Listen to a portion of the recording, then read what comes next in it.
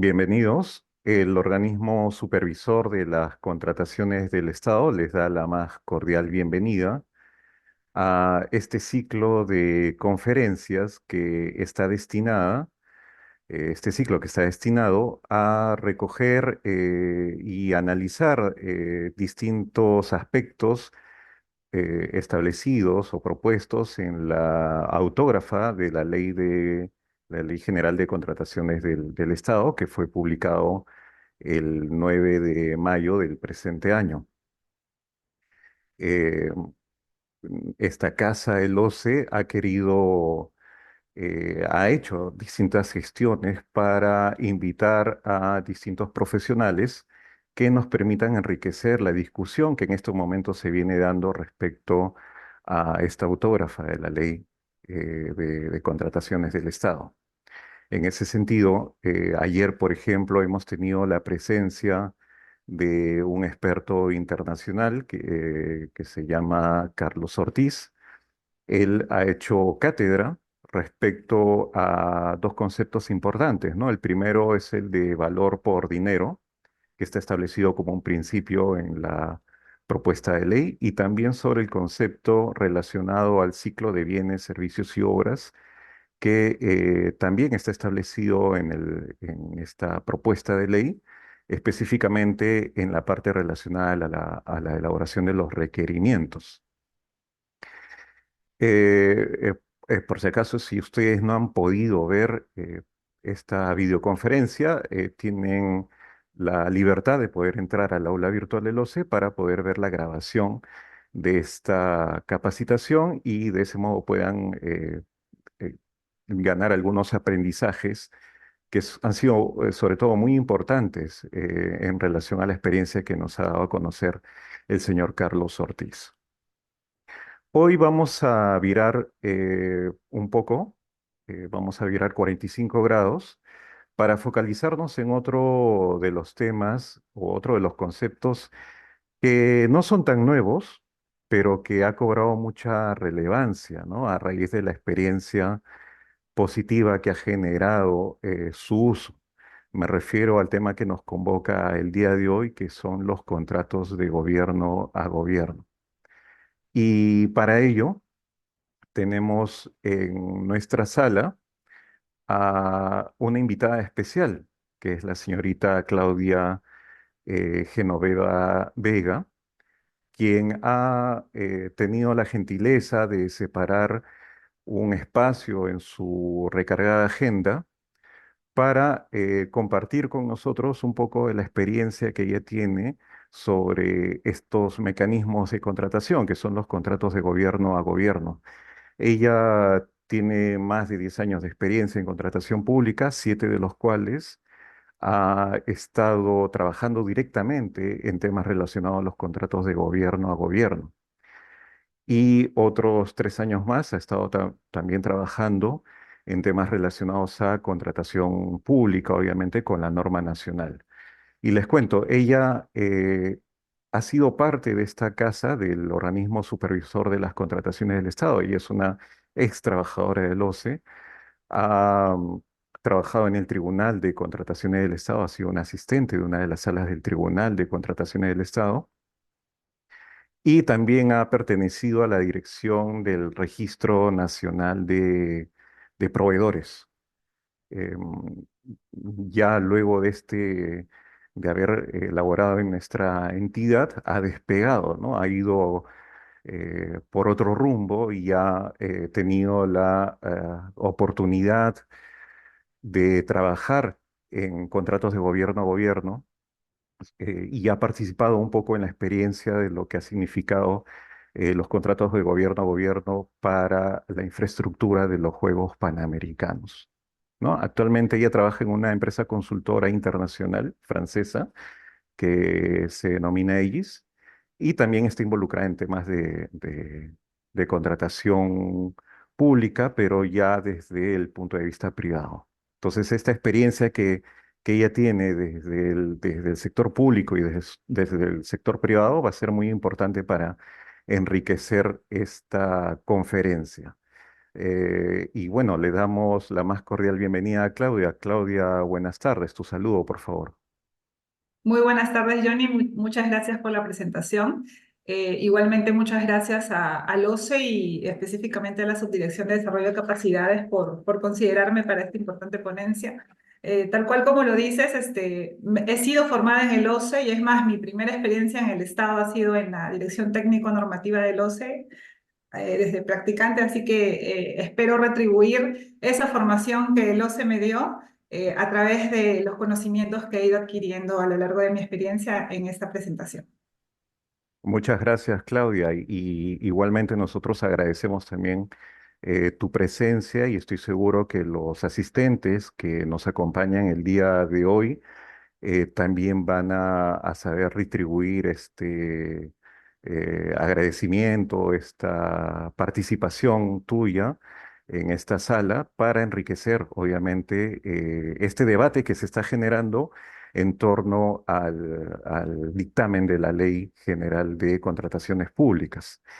Y bueno, como es costumbre, vamos a empezar entonces con esta videoconferencia haciendo una breve introducción y a modo de pregunta, ¿no? Va a ser, digamos, una introducción que va a tener una serie de consultas, pero que van a ser de algún modo catalizadoras para que tú puedas después explayarte durante la hora y media que tenemos en esta sala, en el que vas a poder exponer toda tu experiencia sobre esta materia.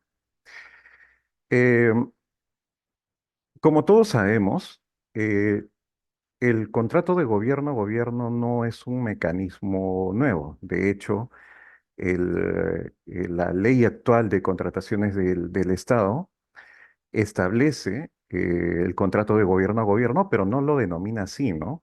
Lo denomina contrato de Estado a Estado y lo incluye en un supuesto de inaplicación a la norma de contrataciones públicas.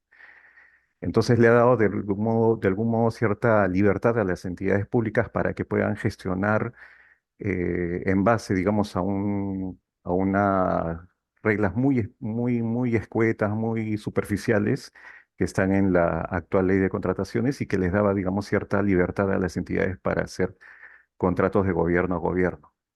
Pero no todas las entidades, nosotros sabemos, han aplicado este tipo de contrataciones. Hay muy pocas entidades que lo han hecho.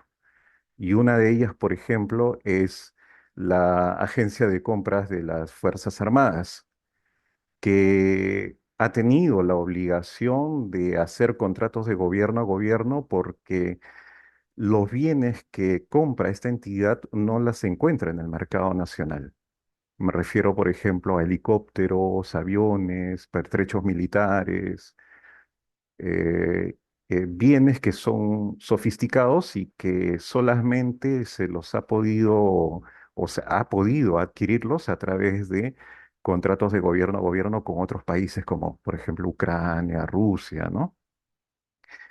Y esta actividad que ha tenido la Agencia de Compras de las Fuerzas Armadas no es reciente, ya tiene larga data.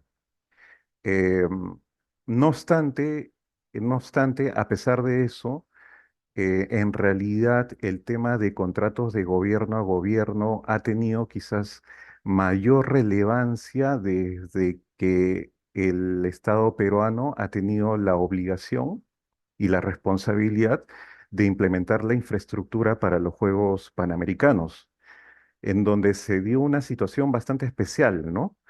Que había muy poco tiempo para poder ejecutar toda la cantidad de obras, ¿no? La vía Panamericana, entre otras obras de infraestructura que en muy poco tiempo se hizo. Creo que, si mal no recuerdo, algo de 3 años, ¿no? Que se hizo que se utilizó para poder realizar estas obras de infraestructura. Digamos, esa experiencia fue la catalizadora, ¿no es cierto? Fue la relevante para que de algún modo los legisladores actualmente lo hayan incorporado en esta propuesta de ley. Y esta vez con un mayor detalle, ¿no? Porque si nosotros De hecho, los participantes y tú también, Claudia, ya han Mm. leído la parte, ¿no? que establece los contratos de gobierno a gobierno. Hay un mayor detalle respecto a cómo se debería hacer, ¿no? Un contrato de gobierno a gobierno, catalogándolo incluso digamos, haciéndolo más específico al decir que solamente va a ser utilizado para objetos contractuales de mayor complejidad. Interesante, ¿no? Interesante esta forma como lo está planteando la propuesta de la Ley General de Contrataciones Públicas. Pero aún así, a pesar de que hay detalle en este documento, aún la gran mayoría de servidores públicos, la gran mayoría de entidades públicas todavía tenemos estamos un poco como en el limbo, ¿no? En este tipo de contratos porque no conocemos muy bien cómo se debería hacer un contrato de gobierno a gobierno. Y quizás el mayor acercamiento que tenemos los servidores públicos, sobre todo los que hacen procedimientos de selección, son los modelos que están establecidos en las bases estándar del OCE, donde sí están establecidas las cláusulas que debe tener un contrato con norma nacional. Pero en un contrato de gobierno a gobierno no existe. Y quizás, digamos, cuando haya un reglamento, de pronto vaya a haber una mayor reglamentación, un mayor detalle sobre esto. Pero quisiera, Claudia, que tú nos comentes un poco cómo es que se inicia los contratos de gobierno a gobierno. En principio, ¿qué es un contrato de gobierno a gobierno? ¿Cómo se establecen las cláusulas? ¿Qué norma se utiliza? ¿La norma nacional o la norma del país extranjero? ¿Quiénes intervienen en la elaboración de las cláusulas establecidos en este contrato? ¿Cuáles son los alcances de un contrato de gobierno a gobierno? ¿Qué responsabilidad tiene el Estado peruano y qué responsabilidad tiene el Estado extranjero en un contrato de gobierno a gobierno? Y quisiéramos escuchar tu experiencia sobre todo, ya que tú has participado en estos contratos de gobierno a gobierno que han permitido parte de la construcción de la infraestructura de los Juegos Panamericanos. Y bueno, y ya con eso lo dejo, ya te traslado la sala a ti, y estamos muy ansiosos en escucharte. Y finalmente, solamente algunas indicaciones para los participantes. Si quieren hacer alguna pregunta, por favor, utilicen la opción de preguntas y respuestas que está en la parte de inferior del Zoom. No utilicen la opción chat porque ahí las preguntas y respuestas se pierden, ¿ok? Utilicen solamente la opción de preguntas y respuestas y al final, 20 minutos antes de culminar esta sesión, vamos a darnos un tiempo para absolver algunas preguntas que tengan los asistentes. Y bueno, bienvenida nuevamente, Claudia. Te dejo la sala a tu disposición. Puedes compartir pantalla y puedes iniciar con las respuestas a quizás estas primeras consultas y a la exposición que te toca hacer. Muchas gracias. Perfecto, muchas gracias, Johnny. Voy a compartir mi pantalla y me confirman. Mientras tanto, voy comentando tal cual lo has dicho. La primera experiencia, o bueno, las primeras experiencias que se tuvieron en contratos de Estado a Estado eran precisamente para compra de defensa o armamentos de guerra. Ay, perdón, a ver. ¿Se ve? No, creo que no. Y precisamente eso, digamos, inicia con una regulación del sector defensa a través de una directiva. Con dicha directiva se establecen las disposiciones para comprar mediante el mecanismo de contrato de Estado a Estado bienes de defensa y armamento de guerra, ¿no? Pero como leía en uno de los chats que los asistentes estaban poniendo, sí, pues en el 2012 empezó a aplicarse esta directiva, pero ya previamente habían habido acuerdos de Estado a Estado para adquisición de bienes únicamente. Pero como lo mencionas, ya cambió el objeto de contratación de este mecanismo a servicios, específicamente servicios de asistencia técnica con Juegos Panamericanos Lima 2019. Entonces, bueno, voy a empezar. Muchas gracias a todos por su atención y participación.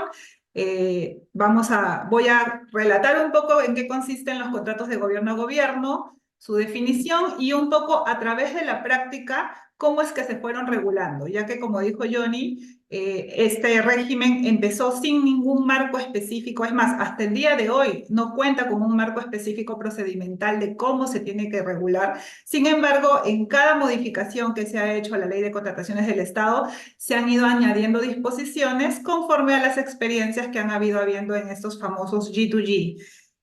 Aprovecho en mencionarles que se les llama G2G por sus siglas en inglés, ya que es Government to Government Agreement, que sería contrato de gobierno a gobierno en inglés. Ese, digamos, es el acrónimo con el cual se le conoce, porque los primeros G2G que tuvimos fueron con Reino Unido, que fueron en inglés, pero ahora ya tenemos con diversos países, Francia, Japón, Corea, así que saludo que el OCE ya la haya puesto en el dictamen, que estos se llaman contratos de gobierno a gobierno. Entonces, empezamos. ¿Qué es un contrato de gobierno a gobierno o un G2G? Es un mecanismo de contratación a través del cual un gobierno va a contratar la adquisición de bienes o prestación de servicios o ejecución de obras. Aquí estoy hablando del marco general, del gorro general. Después ya vamos a aterrizar en lo que se está regulando en la ley de contrataciones vigente y en el dictamen. Ay, perdón, un ratito me perdona.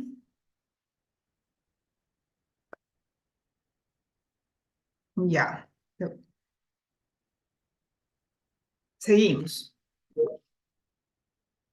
Entonces, el mecanismo de contratación de gobierno a gobierno, como les digo, puede tener distintos objetos de contratación.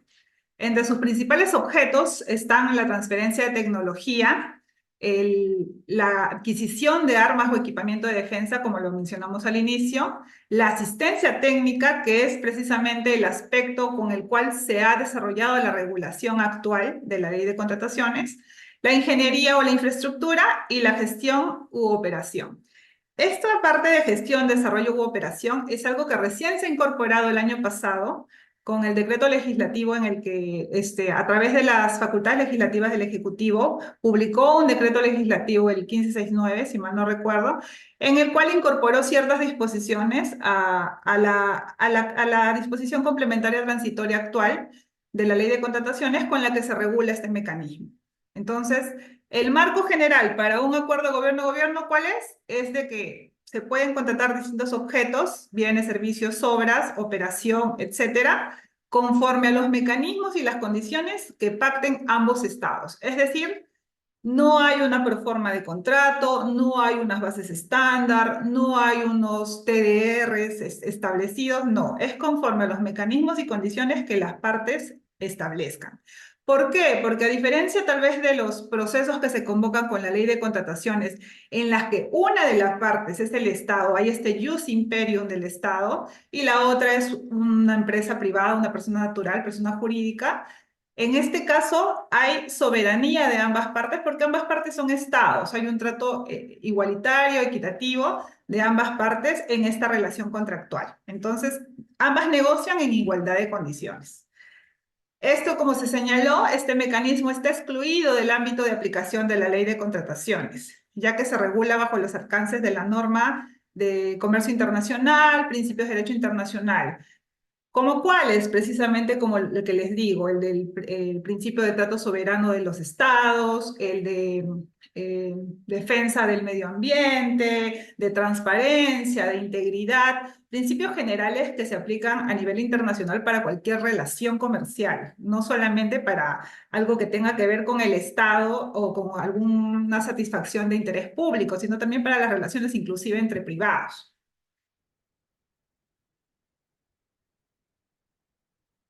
¿Cuáles son los atributos que tiene el acuerdo de gobierno a gobierno o ahora, como está en el dictamen, contrato de Estado a Estado? Perdón, contrato de gobierno a gobierno. Uno de los primeros atributos es que tienen mayor capacidad de negociación y un uso de esquemas ágiles de procura. Ustedes dirán, ¿qué es procura? Procura es el término con el que se le conoce internacionalmente a la contratación. O sea, lo que para nosotros es proceso de contratación, según la ley de contrataciones, internacionalmente se le conoce como procura, proceso de procura. Entonces, eso también por su traducción en inglés. Entonces, cada vez que vean la palabra procura, imagínense exactamente es un proceso de contratación, un proceso de selección de un proveedor. Entonces, ¿por qué hay una mayor capacidad de negociación y uso de esquemas ágiles? Precisamente por lo que les comento, porque lo que se busca es una relación equilibrada entre las partes. Esto estoy hablando respecto del contrato entre el Estado, contratante, es decir, el Perú y el otro Estado. Pero después, dentro de este contrato de Estado a Estado, contrato de gobierno a gobierno, van a devenirse otros contratos para la ejecución de obras, para la operación y mantenimiento de las obras. Depende del alcance del G2G. Entonces, eso sí, vamos a ir desarrollándolo, pero desde ahora quiero que quede claro el mensaje de que al Estado al que se le contrata, no se le contrata para que diseñe y ejecute el proyecto, no.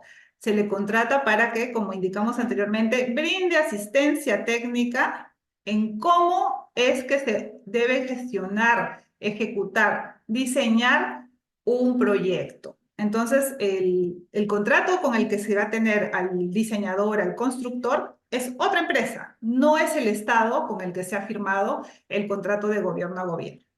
Entonces, continuando, otro de sus atributos también es que se incorpora un componente de innovación y este es el atributo principal, por eso lo pongo así más grande y en azul. La transferencia de conocimientos. ¿Por qué? ¿Cuál es la intención de contratar a otro estado para algo? ¿Por qué no lo contratamos en el mercado local? ¿Por qué? Porque primero, como indicó Johnny, puede ser que este bien específico de alta sofisticación no existe en el mercado peruano, como lo era en su momento el armamento de guerra de ciertas categorías, ¿no? Entonces, no hay en el mercado peruano, busquemos en otro mercado. En el caso de la asistencia técnica especializada, ustedes dirán, pero acá también en el Perú hay profesionales capacitados, hay gente que tiene capacidad. Pero también el conocimiento no solamente se aprende a través de la formación, sino también a través de la experiencia. Países que tienen un nivel de desarrollo comercial mayor, países que están, no sé, pues con experiencias de infraestructura, de provisión de servicios públicos, entre otros, de un nivel superior, que hoy son paradigmas para otros países en vías de desarrollo como nosotros, ya han realizado distinto tipo de actividades, operaciones, proyectos que nuestro país no. Entonces, ¿qué es lo que se busca a través de la transferencia de conocimientos? Que este otro estado venga con sus expertos a capacitarnos y a transferirnos conocimientos con la práctica respecto de lo que ellos ya saben hacer. Cuando veamos más adelante cada caso, vamos a explicar un poco cómo se configura todo este servicio de asistencia técnica según el acuerdo gobierno-gobierno firmado. Otro atributo, reducción de costos y riesgos de procura, atracción de empresas internacionales. Evidentemente, si bien en la ley de contrataciones actual también está abierta la participación a cualquier empresa nacional o extranjera, yo que he trabajado en el Registro Nacional de Proveedores puedo decir, bueno, hace muchos años, no sé, ahora ya sé que hay RNP automático con vigencia ilimitada para bienes y servicios, a menos que te sancionen, no sé, creo que también para obras, pero inicialmente, incluso para registrarte tu empresa extranjera que vienes por primera vez al país, quieres registrarte en el Registro Nacional de Proveedores. Se te pedían una serie de documentos sobre tus estados financieros, tu contabilidad, tu capacidad de contratación y distintos documentos que acrediten esa experiencia, ¿no? Entonces, el servidor o funcionario público peruano, como es usual en cualquier persona, piensa en función de su experiencia. Yo para acreditar una experiencia, no sé, por ejemplo, nosotros lo normal que es un certificado de trabajo. Con eso acredito que trabajé en tal lugar.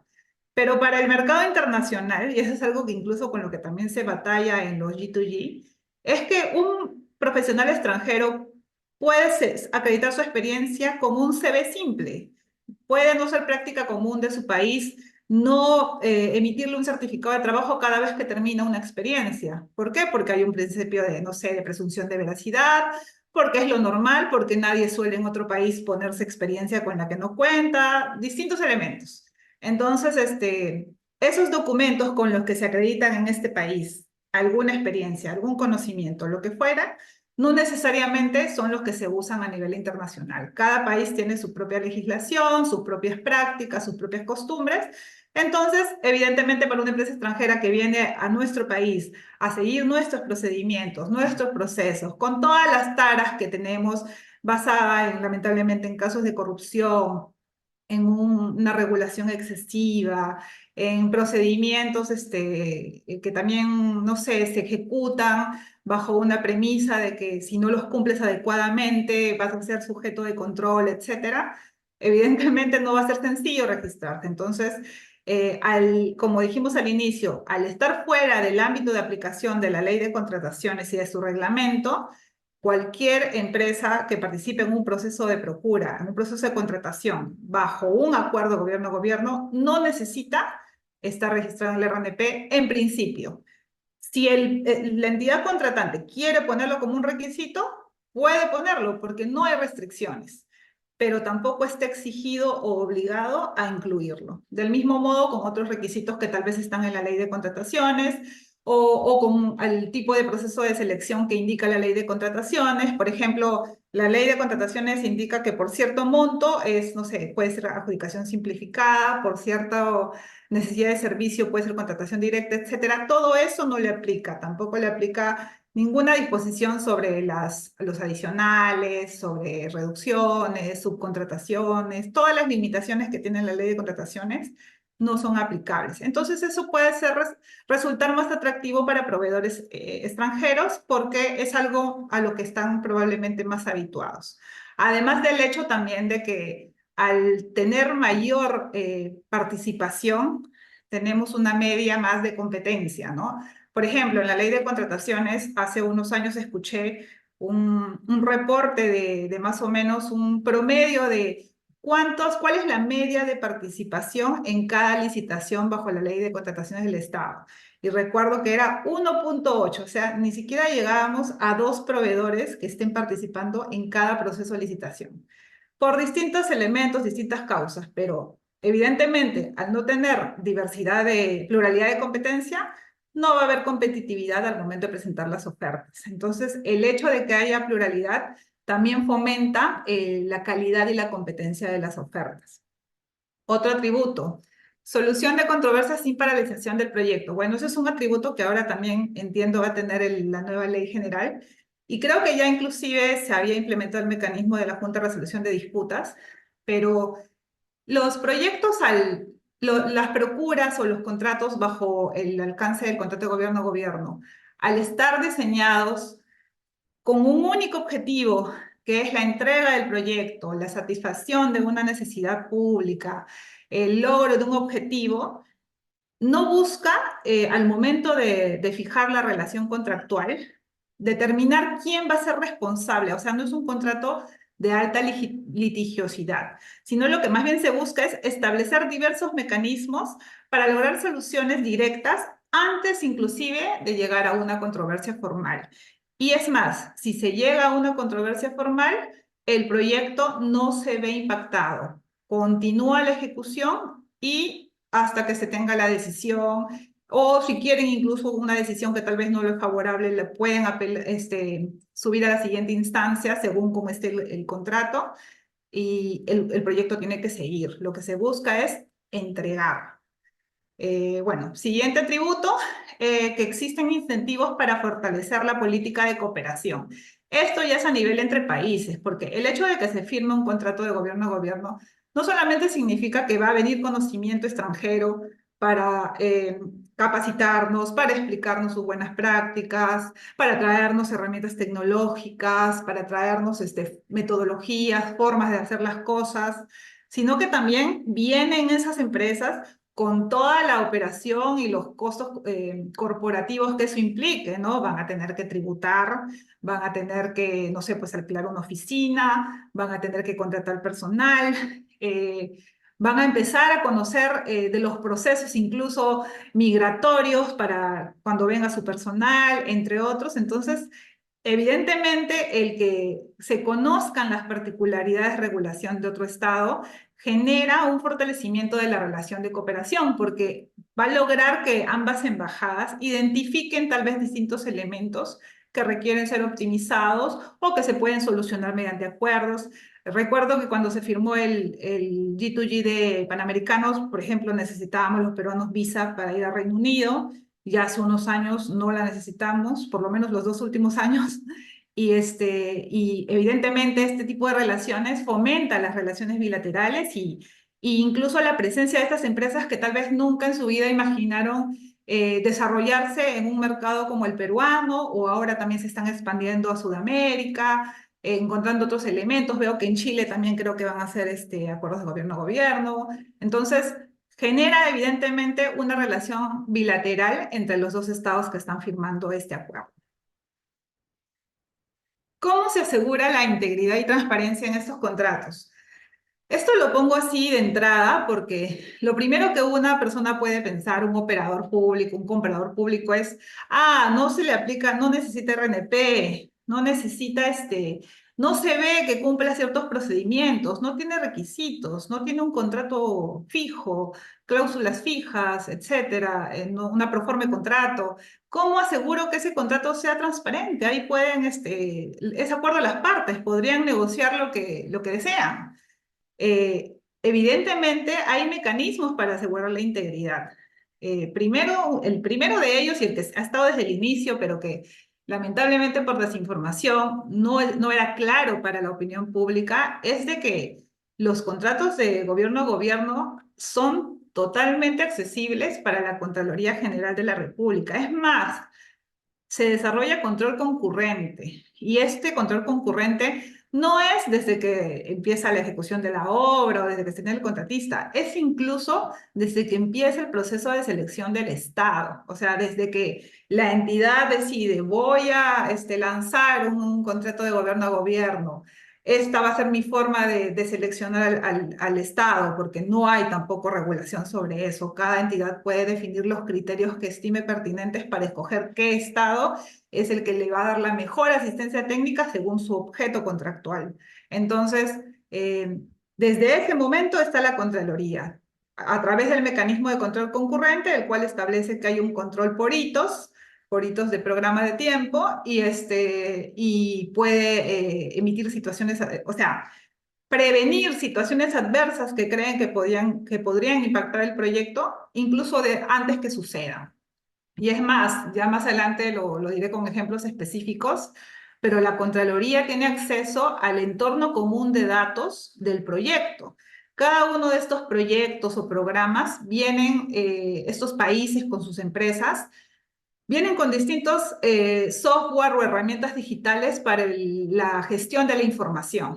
Entonces, la Contraloría, por lo menos en la experiencia de los 3 estudios en los que yo he estado, tiene su usuario y su contraseña para entrar a ver exactamente lo mismo que ve la entidad contratante, que ve el contratista, que ve el Estado, la empresa que da la asesoría técnica, tiene el mismo nivel de acceso a información en tiempo real, en el momento en el que ha sido colgada. Entonces, ni siquiera tiene necesidad de solicitarla, puede entrar a la plataforma y verla. Muchas veces igual la solicita porque, no sé, se le complica navegar, se le capacita inclusive a usar esas herramientas también a la Contraloría. O sea, la transferencia de conocimientos no es únicamente para la entidad que está contratando, sino también para la Contraloría. Y sobre eso también ya más adelante vamos a seguir hablando. Entonces, eso es algo que quede súper claro, porque la Contraloría tiene un total acceso desde que inicia la selección del Estado, se escoge el Estado, se firma el acuerdo gobierno-gobierno, hasta después los contratos que derivan de este G2G, porque este G2G va a originar de que este Estado, a través de sus empresas, seleccione a los contratistas. Entonces, evidentemente, todo ese proceso también está siendo monitoreado por Contraloría. La ejecución del proyecto, de igual manera. Culmina el proyecto, se liquida, también. Entonces, siempre hay un acceso al organismo de control.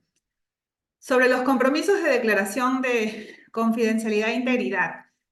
Estos son documentos que se piden en todo proceso, y esto es una práctica internacional. No sé si alguno de ustedes ha tenido la oportunidad de trabajar para una empresa o entidad que participe por un financiamiento en el Banco Mundial o un concurso para un servicio en el BID, siempre tiene como parte de sus reglas de admisibilidad la suscripción de compromisos de confidencialidad e integridad, ¿no? Entonces, bajo esos mismos estándares es que se regulan los procesos de procura que se licitan. Se pone como parte de las condiciones y es más, en el marco de la atribución que las partes puedan discutir de cuál es el límite tolerable o no, cada entidad puede establecer niveles de exigencia en función de lo que consideren, ¿no? Sin perjuicio de que conforme a las buenas prácticas, lo que se busca es no limitar al exceso porque eso reduce evidentemente la competencia, ¿no? Entonces hay que buscar un perfil de postor que cumpla con cierto nivel de políticas de integridad, de ética, evidentemente, pero tampoco yéndonos al otro extremo en el que al final reduzcamos la posibilidad de admisión de participantes en un proceso. Otro de los elementos es que tiene cláusulas anticorrupción. Eso viene en todos los contratos de uso estándar. Sobre ese tema específico de los contratos de uso estándar, no voy a desarrollarme ya que mañana el doctor Jaime Gray tiene una exposición específica en la que seguro les va a dar un gran alcance de detalle. Entonces, solo lo menciono como uno de los atributos que tienen estos G2G. Y bueno, otro de esos también es de que existen metodologías de evaluación de las ofertas que fomentan confianza en el proceso. Con ejemplo, el proceso de contratación de la ley de contrataciones tiene un comité especial. Bueno, de lo que recuerdo en mi época, no sé cómo está ahora en el dictamen, también entiendo que hay reformas sobre esto. El comité de evaluación o el comité especial es conocido por todos. Sale su resolución de designación, firman los documentos, las bases, etcétera, y son personas del área usuaria, del órgano encargado de las contrataciones, y bueno. En el caso de las procuras que se han desarrollado dentro de acuerdos de gobierno a gobierno, las personas que revisan o que evalúan las ofertas de los postores, primero, que usualmente no son conocidas por los postores. El postor no sabe quién va a revisar su oferta. Solo sabe quién es la empresa que está representando al otro estado en el G2G y, bueno, no conoce a los profesionales, no sabe quiénes van a evaluar. Y es más, la evaluación de las ofertas se realiza en función de la especialidad, de la materia a revisar. Si es un documento vinculado a calidad, se le pedirá opinión al experto en calidad. Si es un documento vinculado, no sé, pues a organización, a un director de proyecto, a alguien que tenga experiencia en gobernanza, etcétera. Si es sobre, no sé, el desagregado de costos, el desglose de costos, a un especialista en costos. Así con la intención de tener una opinión especializada según la materia que refleja la oferta. Entonces, eso es evidentemente algo que genera confianza en los participantes, en que creen que se está llevando a cabo un proceso justo y por lo tanto los anima a participar porque saben de que se reduce los riesgos de direccionamiento de proceso, entre otros. Entonces, bajo este marco general de los acuerdos de gobierno a gobierno, ahora vamos a conocer este mecanismo a través de su práctica. ¿Por qué le he puesto este título a esta lámina? Porque el G2G es un gran reflejo de cómo es el derecho, cómo se crea el derecho. Los acuerdos de gobierno a gobierno, cuando iniciaron, la única disposición que decía la ley de contrataciones era supuestos excluidos del ámbito de la ley. Punto, nada más. No te decía qué objetos, cuáles eran las condiciones, los requisitos, qué cláusulas, nada. Solo decía supuesto excluido, es decir, una entidad del Estado puede usarlo el mecanismo sin cumplir lo que dice la ley y el reglamento. Eso era lo único que decía. Después ya se agregó como supuesto excluido de la ley, pero sujeto a supervisión del OCE. Tampoco se indicaban los niveles de supervisión, no se decía cómo se reflejaba esta supervisión. En la práctica, lo que hacía era que se pedía que cuelguen sus contratos en el SEACE, o no sé, algún requerimiento de información específica. Eso era, digamos, el ejercicio del rol supervisor, pero no había disposición alguna más nada. Entonces, cuando se produce la necesidad de firmar el primer acuerdo de gobierno a gobierno para la prestación de servicios de asistencia técnica, empezó con un lienzo en blanco, no había regulación alguna. Entonces, la entidad que lo convocó definió sus propias reglas. Y según la práctica fue empezando a ver qué funcionaba, qué no funcionaba, y ya luego el OCE y el MEF, a través de su Dirección General de Abastecimiento, fue identificando elementos que necesitaban ser regulados, ya sea por una cuestión de poner limitaciones o restricciones al uso de la herramienta, o incluso con una finalidad más pedagógica, como de explicarle al comprador, al funcionario, cómo es que debe usar la herramienta. Entonces, vamos a desarrollar ahora casos prácticos de estos acuerdos de gobierno a gobierno para que vean cómo a través de cómo se implementaron es que se estableció la regulación que hoy tenemos y que también ahora se va a ver reflejada en el dictamen de la Ley General. Primer caso, el Acuerdo de Gobierno-Gobierno Lima 2019, el primer G2G para la prestación de servicios de asistencia técnica, ya que, como hemos repetido, solo se habían llevado acuerdos de gobierno a gobierno para la adquisición de bienes, armamento de guerra, tecnología, helicópteros, tanques, etcétera. Era lo único que se había comprado el Perú bajo este mecanismo. Entonces, una mente que buscaba soluciones en ese momento dijo, existe esta disposición, solo dice que estamos habilitados a hacerlo, no hay más limitaciones, empecemos a diseñar esta herramienta. Entonces, en ese momento, bueno, retrocedamos al 2016. Ya habían pasado 2 años, creo, desde que le habían encargado al Perú la realización de este evento, de los Juegos Panamericanos y Parapanamericanos, que son el segundo evento deportivo internacional más importante después de las Olimpiadas.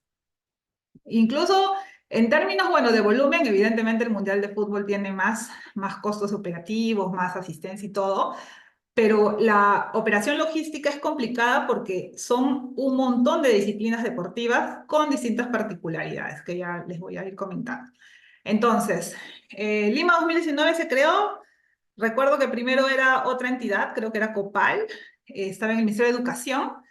Habían pasado 2 años, no había avances, estábamos a punto de perder la sede, incluso se pagaba para una especie de monto a la Organización Deportiva Panamericana para desarrollar el evento, y si no, también había penalidades y todo, y vergüenza internacional, y etcétera. Entonces, se constituye el proyecto especial para la preparación de este evento. Se traslada, es adscrito al Ministerio de Transportes y Comunicaciones en ese momento y inicia con el proceso de convocatoria para el acuerdo de gobierno a gobierno. ¿Cómo hizo su primer filtro, o mejor dicho, su primera definición de qué países pueden ser los participantes? A través de la Embajada de Perú, se invitó a todas las embajadas de países que hayan desarrollado eventos deportivos internacionales. Ya había pasado que había habido Londres 2012, creo, Río 2016, también había habido Sydney, creo que también en Canadá. Entonces, habían habido ya eventos deportivos en otros países que ya tenían este expertise. Se hizo la invitación a todas las embajadas y se organizó el primer roadshow. El roadshow es una especie de evento en el que se informa acerca de que va a lanzarse próximamente un proceso. Ahí todavía no tenemos los términos de referencia, no sabemos específicamente qué vamos a contratar. Simplemente es como que un anuncio al mercado de que se va a sacar una contratación.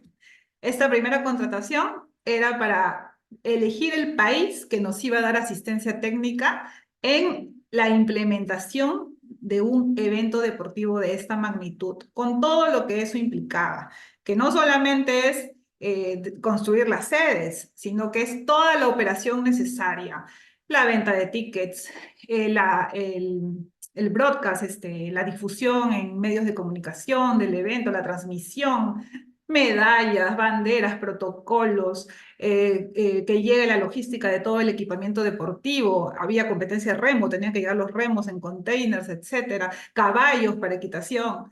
Mil elementos que son propios de un evento que tiene este nivel de especialización. Entonces, se convocó a todos estos países que les comento, también se vio una lista de países que cumplían con ciertos estándares de ética e integridad y a eso se les cursó invitación. De esos países a los que se les cursó invitación, los que presentaron su oferta fueron Canadá y Reino Unido, que ambos habían tenido Juegos Panamericanos recientemente, y el ganador fue Reino Unido, perdón, Juegos Olímpicos, y el ganador fue Reino Unido. Entonces, aquí empezamos con la primera vez en la que se formaliza un contrato de gobierno a gobierno. ¿Cómo se hizo? Como no había regulación específica que dice, y es más, hasta el día de hoy no dice cómo se materializa, solo dice que es un acuerdo, un contrato. El documento que se suscribió se llamó entendimiento. Ay, perdón. Este entendimiento se suscribió entre el Ministerio de Relaciones Exteriores del Reino Unido y el proyecto especial para la preparación de Lima 2019. Entonces, ambos representantes de cada estado suscribieron este entendimiento. Entonces, no es que Reino Unido, el mismo Ministerio de Relaciones Exteriores, trajo sus funcionarios de lo equivalente a nosotros los funcionarios de Relaciones Exteriores o de Cancillería, no, sino que ellos presentaron a empresas especialistas en estos temas en los que necesitábamos asistencia técnica. Entonces, presentaron a 3 empresas en ese momento. Presentaron a Arup, que es una empresa especialista a nivel mundial en ingeniería, en diseño, no solamente de infraestructura permanente, sino incluso de infraestructura temporal, provisional. A Ford Global, que es una empresa que se dedica a la organización de eventos deportivos de toda índole, olimpiadas, panamericanos, mundial, etcétera. Y Amaze, que es una empresa inglesa que se encarga, que su objeto, digamos, principal es la gestión de proyectos, las famosas PMOs. Entonces, estas 3 eran las empresas que presentó Reino Unido y se firmaron también con el Ministerio de Relaciones Exteriores, con el Department for International Trade, se firmaron acuerdos de implementación según cada línea de apoyo en la que Reino Unido iba a prestar asistencia.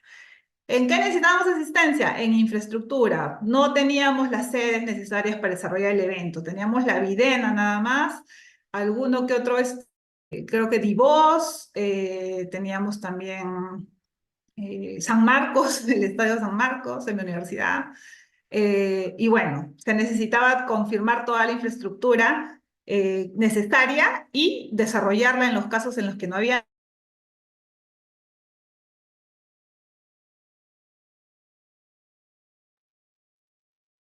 Claudia, por algún motivo se apagó tu Y nadie micrófono. gestionó.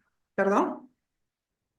Solamente por 10 breves segundos se apagó tu micrófono. No sé si podrías retomar Ah, ya, ya. nuevamente. Sí, ¿En qué parte me quedé, perdón? ¿Me sí, escuchan? sí, se te escucha. Ah, ya, ya, Sí. genial, retomo. Ok, entonces comentaba de que una de las líneas de apoyo fue infraestructura, que era la planificación y evidentemente también la asistencia en la ejecución de la infraestructura.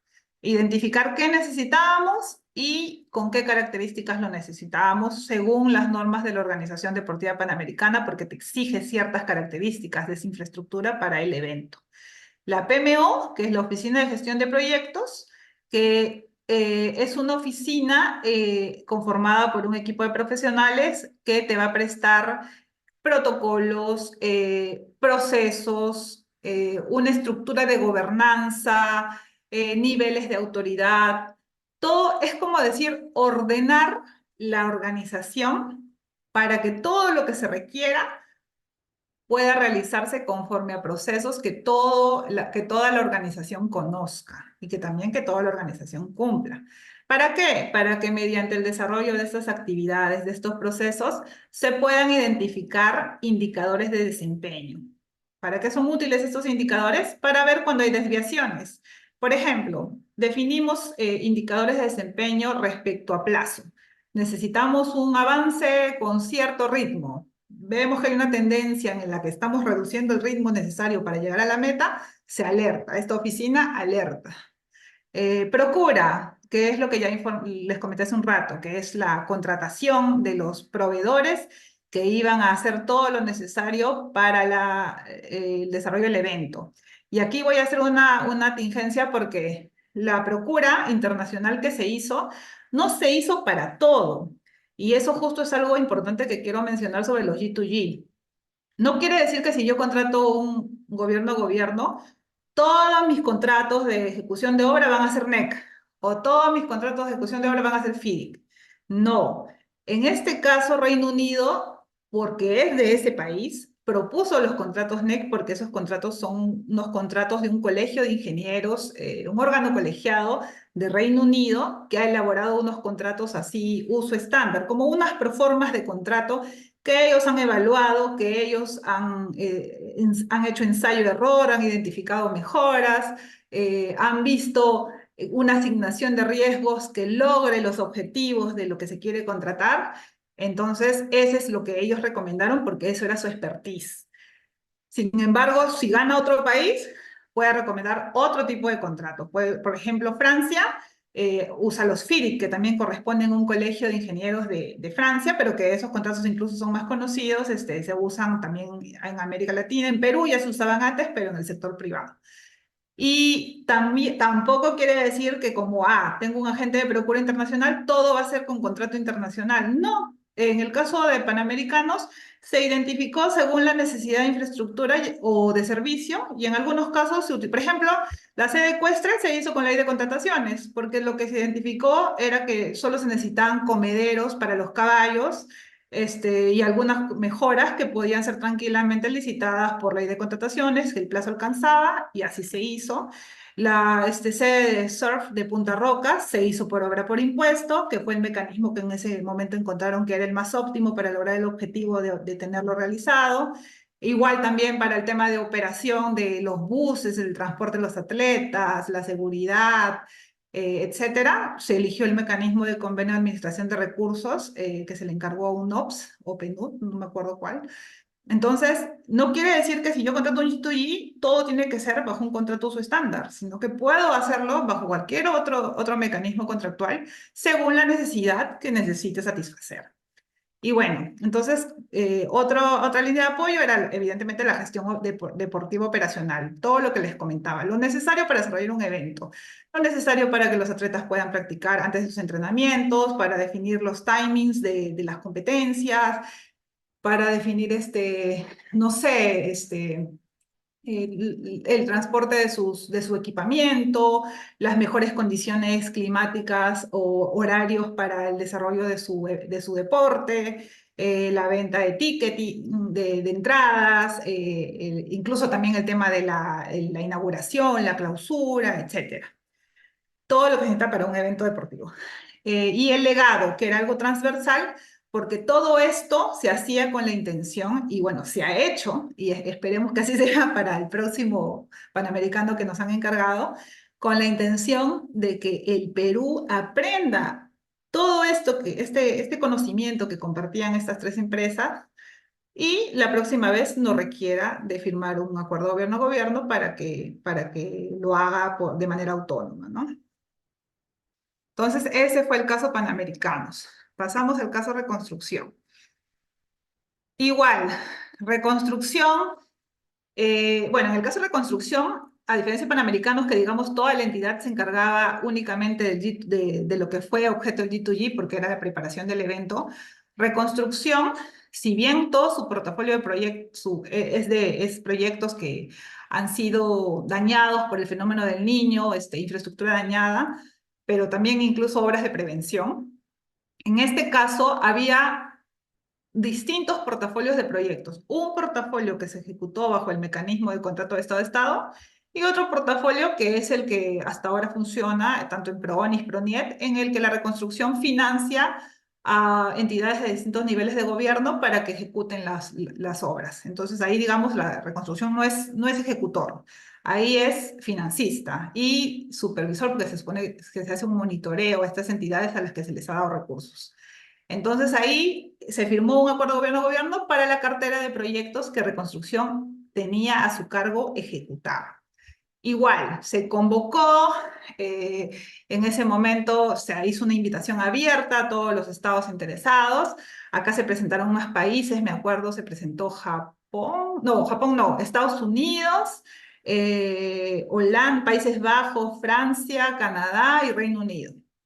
Y bueno, ganó el Reino Unido nuevamente y igual se firmó con el Departamento de Comercio Internacional, pero en esta ocasión, a diferencia de la primera, aquí sí se hicieron dos documentos. ¿Para qué? Para que toda la responsabilidad no sea atribuida únicamente al Ministerio de Relaciones Exteriores del otro gobierno, sino también a las empresas que estaban prestando estos servicios, porque esas empresas son las que traían los expertos que daban la asistencia técnica. Entonces, el MOU o Memorando de Entendimiento, Memor of Understanding, este documento se firmó con el Departamento de Comercio Internacional y el contrato y la reconstrucción. Y el contrato operativo con las empresas que traían a los profesionales que prestaban la asistencia técnica. Entonces, igual aquí se estableció como alcance del servicio de asistencia cuatro grandes líneas de apoyo. A diferencia de Panamericanos, en la que había una específica de gestión operacional deportiva, aquí evidentemente esa no era la necesidad. Entonces, por ejemplo, ahí no se presentó, Reino Unido no presentó a For Global porque no es experta en ese tema. Presentó a Glitz, en cambio, que es una empresa que es especializada en gestión contractual, en gestión de costos, entonces estaba más vinculada a los proyectos de infraestructura que se querían ejecutar. Entonces ahí las cuatro líneas de apoyo eran asistencia técnica especializada a través de sus expertos en lo que era diseño. ¿Para qué? Por ejemplo, la cartera de colegios que se construyó de reconstrucción para que tengan diseños modulares, escalables, pensando también en las particularidades de una infraestructura que es necesaria a ejecutar en una zona donde va a haber fuertes lluvias todo el tiempo, que es muy altamente probable que vuelva a azotar este fenómeno y tiene que tener las condiciones necesarias para que no vuelva a pasar los daños de la magnitud que sucedieron en el 2017, ¿no? Una oficina de gestión de proyectos, igual para los mismos elementos que les comenté al inicio.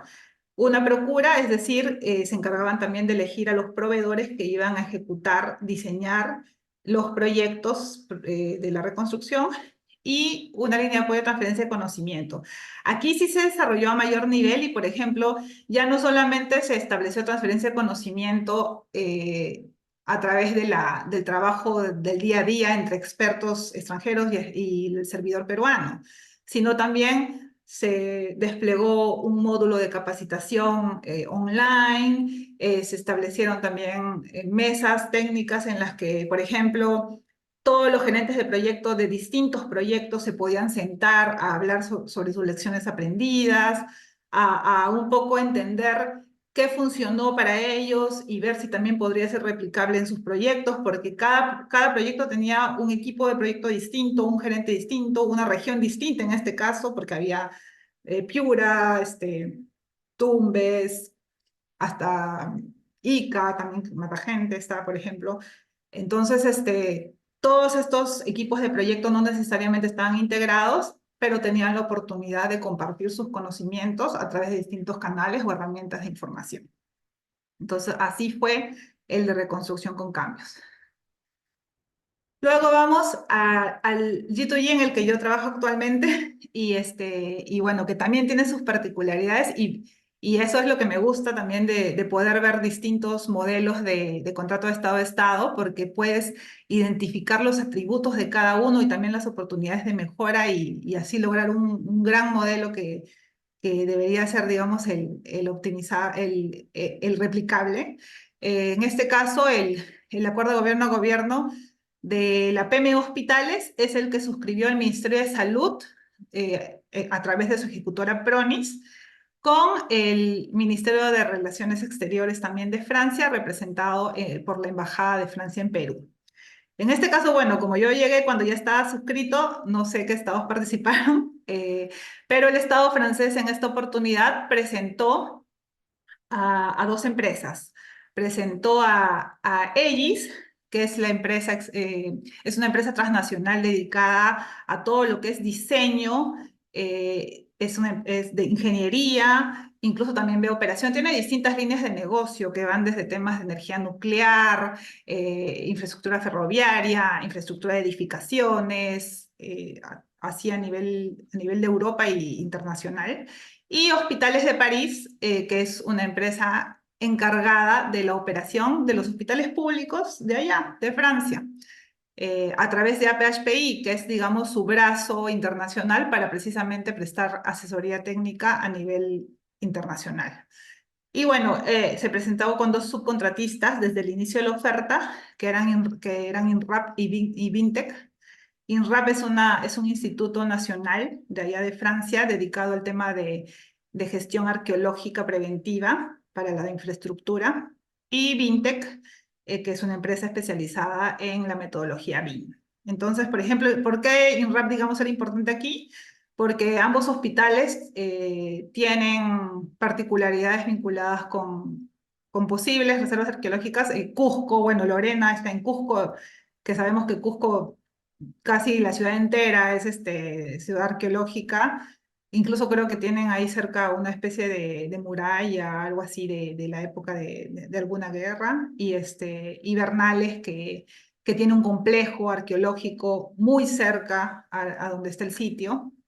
Y bueno, en este caso, a diferencia de los otros G2G que se estableció por, digamos, por materia, las líneas de apoyo, en este caso, la asistencia técnica se estableció por fases, según la fase del proyecto.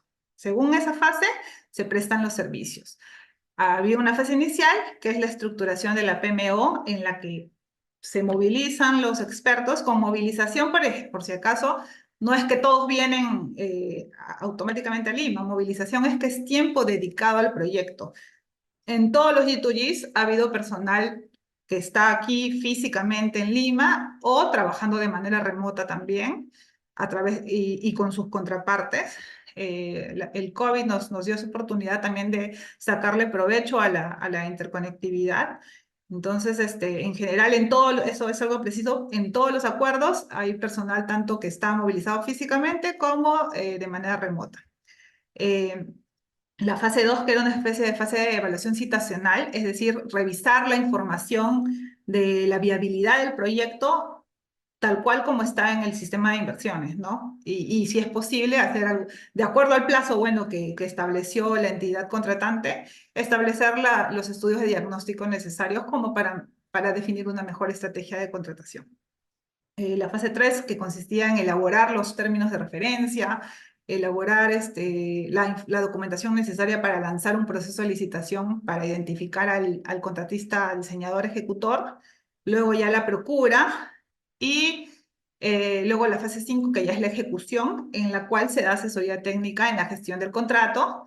La fase 6, que es ya puesta en marcha, y digamos acá aquí también hay un plus o un avance respecto a lo sucedido en los anteriores G2G. Por ejemplo, en el caso de reconstrucción, que también tiene hospitales en su cartera, la asistencia técnica culmina con la entrega del hospital, que incluye el comisionamiento o la recepción, pero no considera, digamos, algunas actividades de puesta en marcha u operación. Entonces, en este acuerdo gobierno-gobierno sí se prevé actividades de planificación operacional a entregar al usuario, recomendaciones de términos de referencia para las batas que necesita implementar. Evidentemente, todo eso se tiene que adaptar a la norma que va a aplicar el área usuaria, que no necesariamente es el MINSA, ¿no? Puede ser la DIRESA, puede ser la JERESA, el GORE. Entonces, en función de eso, se dan las mejores recomendaciones internacionales para que la entidad peruana pueda decidir aplicarlas según la herramienta de contratación que consideren que es la más óptima para su servicio. Entonces, todo este marco que les he contado de cómo se aplicó en la práctica, todos estos G2Gs todos son panamericanos, del 2017 se firmó, los otros son del 2020, por ahí. Entonces, todos estos incluso anteceden la regulación actual que tenemos. Y sobre la base de estos es que se empezaron a hacer las modificaciones a la cuarta disposición complementaria transitoria de la ley de contrataciones. ¿Para qué? Para que todo esto que trajo el G2G, que son las llamadas buenas prácticas internacionales, puedan ser aplicadas en nuestro sistema nacional de abastecimiento, nuestro sistema nacional de inversión y también nuestro sistema de ejecución. Entonces, aquí voy a mencionar así de manera general las PMO. Ya las personas que se inscriban en el curso vamos a poder tener un módulo específico hablando de este tema.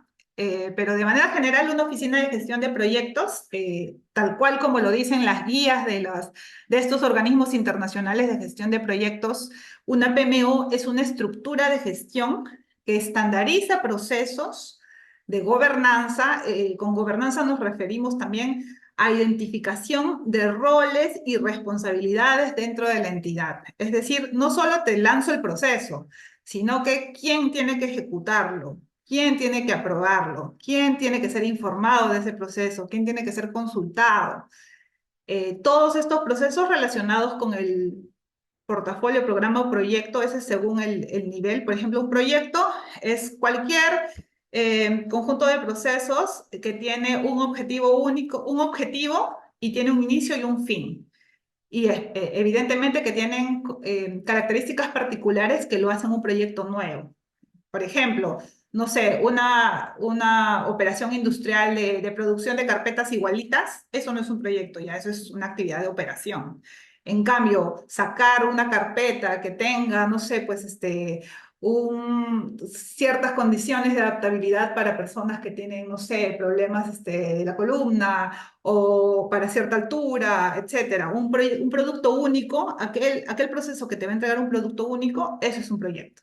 Programa es el conjunto de proyectos que están integrados en sí para un objetivo común y también están, y que están dentro, o sea, son varios proyectos dentro de algo y que todos estos están relacionados. Por ejemplo, la reconstrucción era un programa. El Panamericanos también era un programa. Y la reconstrucción en sí, el programa con el que se contrató el G2G, o sea, todos los proyectos, los hospitales, los colegios, las defensas ribereñas, etcétera, que se contrataron bajo el mecanismo del G2G, ese será un programa. Pero si sumábamos a toda la cartera de proyectos que era para financiar a los gobiernos regionales, gobiernos locales, etcétera, que la ARC no ejecutaba, que tenía un rol distinto, ambos juntos serían lo que vendría a ser un portafolio. Entonces, bueno, rebobinando, la PMO es esta estructura de gestión que estandariza todos estos procesos, identificando responsables, actores, roles, actividades, para facilitar el intercambio de recursos. Con recursos nos referimos a personas, a través del uso de herramientas, de metodologías, de técnicas, reconociendo siempre el carácter y la función de la PMO va a depender según la organización, según la entidad. No es lo mismo hacer una PMO en reconstrucción, que fue una entidad creada para hacer todo un portafolio de proyectos, que hacer una PMO en Panamericanos. Panamericanos, por ejemplo, todo el personal, su único objetivo era la entrega del evento, mientras que reconstrucción tenías perfiles de personas que evaluaban las solicitudes de los gobernadores regionales, de las municipalidades, etcétera, y por otro lado tenías gente que tenía que ejecutar proyectos. Y es más, ellos dentro de su estructura organizacional, en el caso de reconstrucción, o sea, de su manual de operaciones, de su ROF, DOF, desde ahí ya se establecía claramente quiénes se encargaban de qué cosa, y es más, se había creado una especie de estructura espejo a lo que ofrecía el Reino Unido dentro de su personal. Es decir, había un director PMO peruano, un director PMO inglés, un director de controles de proyectos peruano, un director de controles de proyectos inglés, un especialista de costos peruano o un especialista de costos inglés, un gerente de proyecto peruano, y bueno, en este caso, como eran tantos proyectos, el gerente de proyecto inglés cubría, no sé, pues toda una cartera de varios proyectos. Pero la cosa es que había un poco una idea de espejo para que el conocimiento y el trabajo sea articulado día a día y así se pueda aprender mejor, ¿no? Siempre uno aprende más haciendo algo que solo escuchándolo. Entonces, y bueno, y eso tampoco vamos a comparar con Pronis, por ejemplo, que es una entidad que de todo su portafolio de proyectos, dos proyectos son G2G. Entonces, ahí también ni siquiera tienen dentro de su organización, una entidad específica que se encargue de la gestión del proceso de contrato de Estado a Estado. Han creado una unidad funcional temporal. O sea, todavía ahí hay unos temas con la gobernanza que tienen que ser definidos para que funcione de mejor manera. Y es por eso que después más adelante vamos a ver de que una de las disposiciones que ha incluido la ley de contrataciones ya desde el año pasado es precisamente que una exigencia para que se firme un G2G es que la entidad que está contratando el G2G tenga su propia PMO o oficina equivalente. Bueno, ¿qué hace una PMO? Lo que expliqué un poco. Define la estructura de gobernanza, es decir, quiénes tienen cierto nivel de autoridad, cuáles son sus funciones, a quién se le debe reportar, eh, cuál es el proceso de mejora continua que debemos tener, define procesos que tienen que estar documentados en guías, en manuales, en formatos, que deben ser estandarizados para que todos puedan repetirlos, se integran a estos procesos. También a todo el equipo de personas se tiene que definir su rol y su responsabilidad, se les tiene que capacitar, se tiene que ver siempre la manera de optimizar recursos y bueno, también se prevé el uso de herramientas para que éstas puedan ser adaptables a medida que la organización se desarrolla. Es decir, está bien, puede ser un Estado extranjero que viene con todo el expertise, pero cada entidad tiene sus propias particularidades, o sea, también se tiene que evaluar de qué me sirve que venga un Estado extranjero con una super herramienta, un super software que en términos de costo-beneficio evalúo y digo, uy, ya este software al toque me tiene la información, pero su instalación cuesta tanto, necesito capacitar a tanta gente. La gente que maneja ese software, no sé, pues el presupuesto que se necesita para contratarlos no lo tengo, o no es sostenible, o no sé, mi infraestructura digital, las computadoras, la conectividad no va a servir para esta herramienta. Entonces, todo eso se tiene que evaluar en función de las particularidades de la entidad que recibe la asistencia, ¿no? Procura, lo que ya les comenté, el proceso de licitación. Esta también es una buena práctica internacional. Se desarrolla fuera del ámbito de la ley de contrataciones y es para elegir al contratista que va a ejecutar el proyecto, que va a diseñar, ejecutar, equipar el proyecto. Para esto hay una planificación. Dentro de este proceso de planificación hay un estudio de mercado que se tiene que elaborar. Y es más, en este tema sí, por ejemplo, es muy abierto esto y se tienen reuniones abiertas con los potenciales postores, se les pregunta cuál es su apetito de riesgo en el proceso, o sea, cuáles son sus condiciones negociables, no negociables, qué cosa haría que no participen, todo con la mayor transparencia para precisamente lanzar un proceso que sea exitoso, que sus términos de referencia correspondan a la realidad, de que haya una oferta para esa demanda que vamos a tener, ¿no? Entonces, con total transparencia se pueden reunir los agentes de procura con todas estas empresas potenciales, pueden mandarle formularios, etcétera. Lo que actualmente hacen las oficinas de logística, que tal vez a veces con temor llaman a un proveedor a decirle, no sé, manda tu cotización, etcétera, porque creen que la Contraloría les va a caer o algo. En realidad, a nivel internacional, la práctica regular es que haya una comunicación abierta. Precisamente al ser abierto, transparente, es que se evitan este tipo de, no sé, pues de negociaciones. Y es más, si quieren alguna especie de trazabilidad, se pueden hacer actas de esas reuniones, no sé, distintos elementos para garantizar de que más bien en lugar de ser oportunidades de corrupción, de colusión, son por el contrario oportunidades de ampliar la competencia y la pluralidad de participación dentro de nuestros procesos, ¿no? Entonces, esto lo explico también de manera general porque parte de las disposiciones que incluye la ley de contrataciones, ya fuera del G2G estoy hablando, fuera del contrato de gobierno a gobierno, está recogiendo estas buenas prácticas para algunos articulados de la ley de contrataciones eh, bajo su reglamento y también bajo la ley inclusive. Por ejemplo, creo que sí, estoy segura que se está incorporando lo que es la estrategia de procura. O sea, contrario a que lo interpreten como algo que un documento más a llenar, no, la estrategia de procura en realidad es un documento de planificación precisamente para ver cuál es la mejor manera de satisfacer esa necesidad pública que tengo a través de que intento eh, satisfacer, para la redundancia, a través de mi contratación.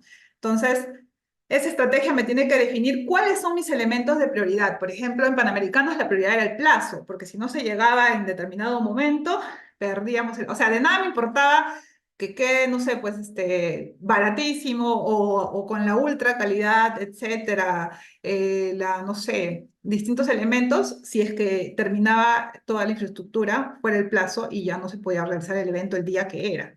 Entonces, eso no quiere decir que renuncias a los otros elementos, eso no quiere decir que renuncias a la calidad o que renuncias al control de costos, sino de que tienes que definir un orden de prelación de qué va a ser más importante según la licitación que estás haciendo. Entonces, eso se define en la estrategia de contratación. También se define el equilibrio de riesgos.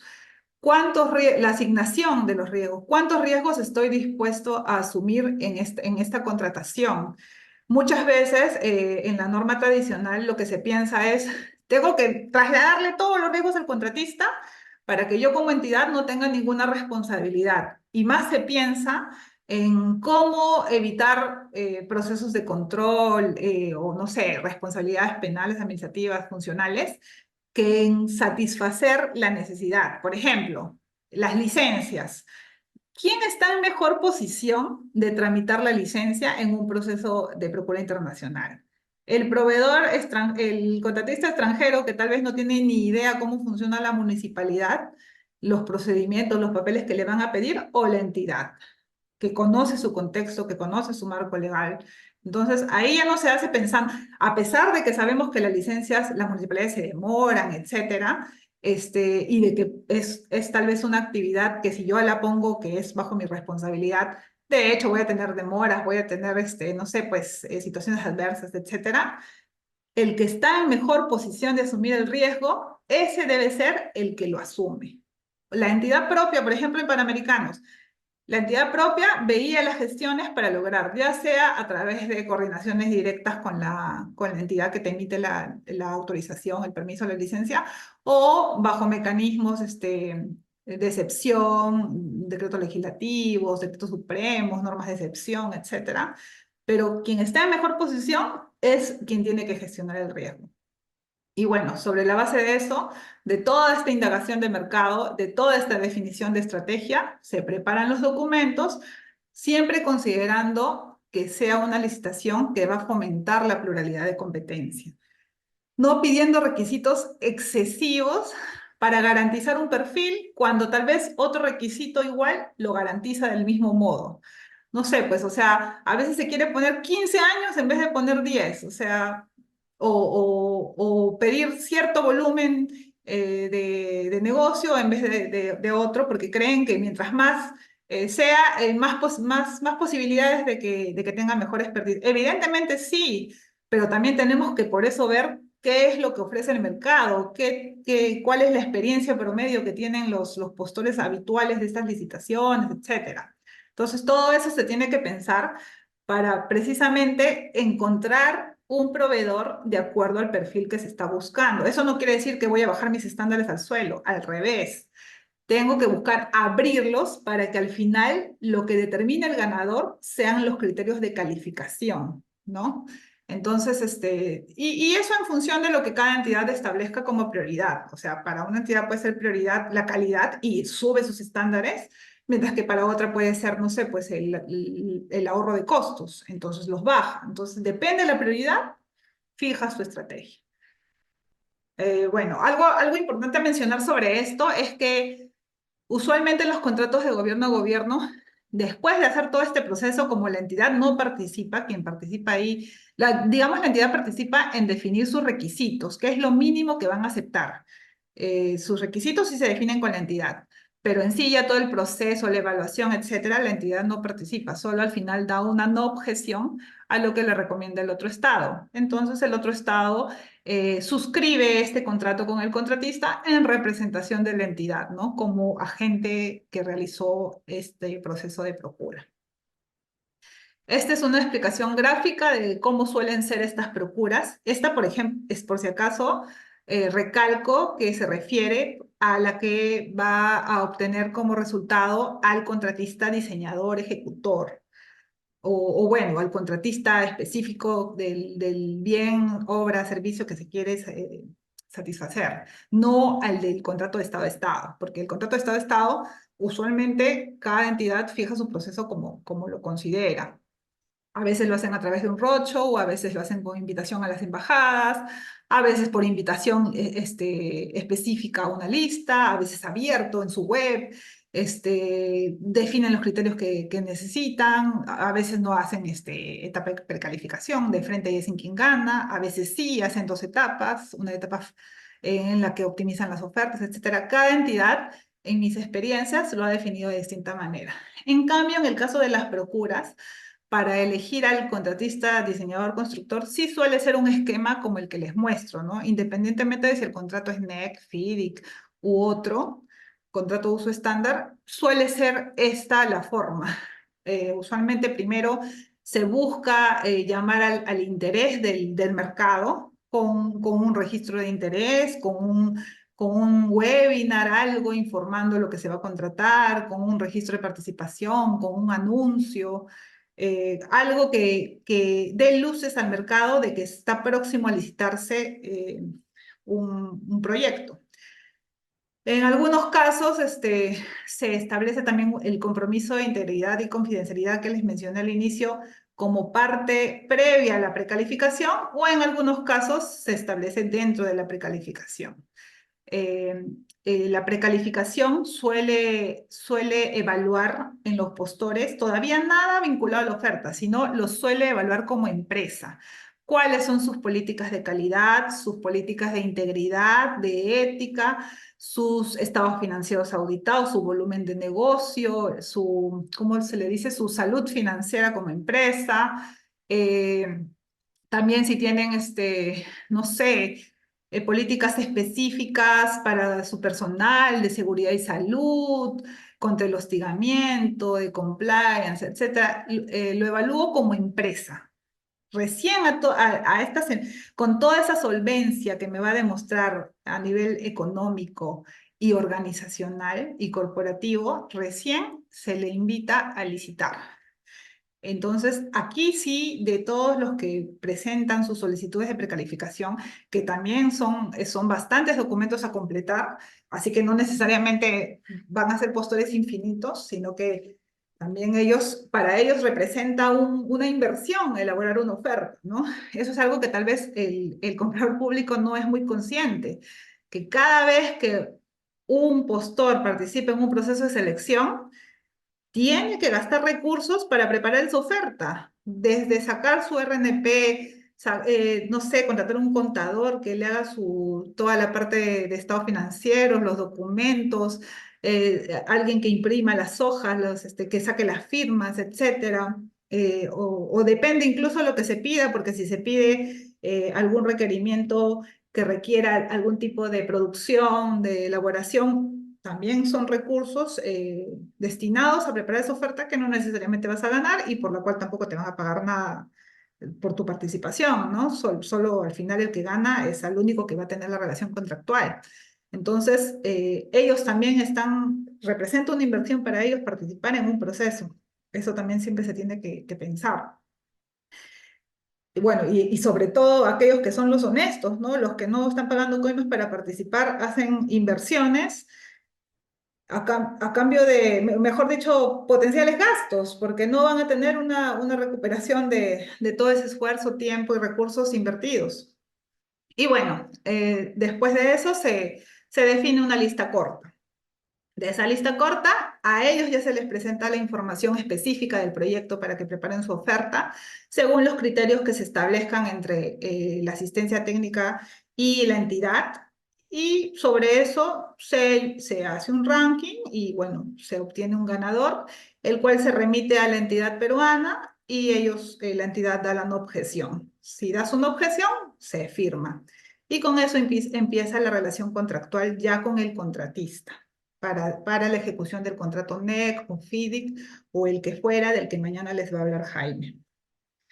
Entonces, con todos estos ejemplos que se dieron en la práctica sin ningún tipo de regulación, o bueno, la única que decía supuesto excluido del ámbito de la ley, fue que empezó a regularse todo lo referido a los contratos de gobierno a gobierno.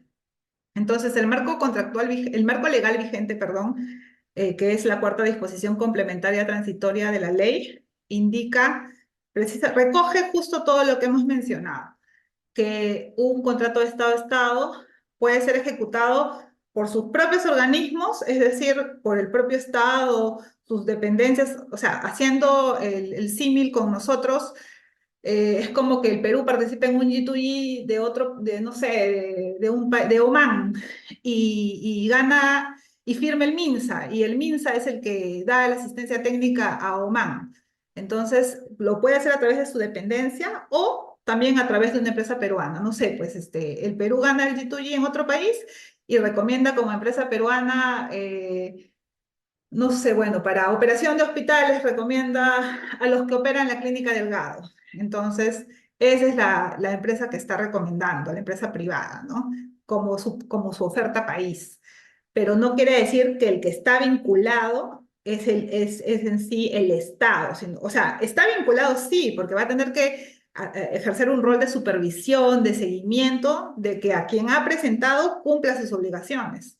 Pero quien las ejecuta son o los propios organismos o las dependencias o las empresas públicas o privadas que haya presentado ese Estado, que podría ser una empresa peruana o podría ser una empresa extranjera.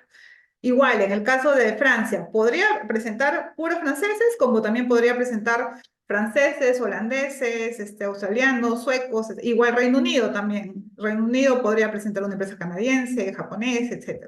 Entonces, está permitido, la norma lo permite. Otro tema que se puso como requisito es que se autoriza su suscripción a la entidad mediante decreto supremo refrendado por el sector. Esta disposición se ha evolucionado. Al inicio me acuerdo que estaba que se autoriza su suscripción con decreto supremo en el que se declara y también decía que se declaraba el objeto de contratación de interés nacional. Entonces, ¿qué estaba pasando en la práctica? Que sacaban dos decretos supremos. Un decreto supremo de declaración de interés y después cuando iban a firmar sacaban el decreto supremo de suscripción, autorizando la suscripción.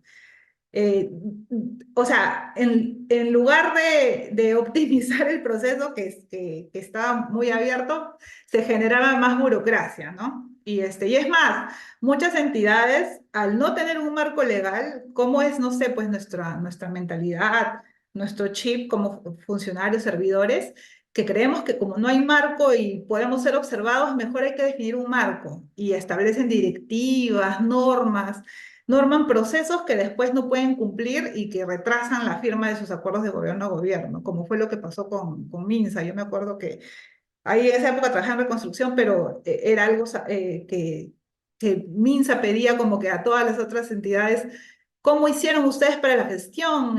Porque no puedo cumplir mis requisitos. Y dijimos, ¿pero qué requisitos? Si la ley no te dice requisitos.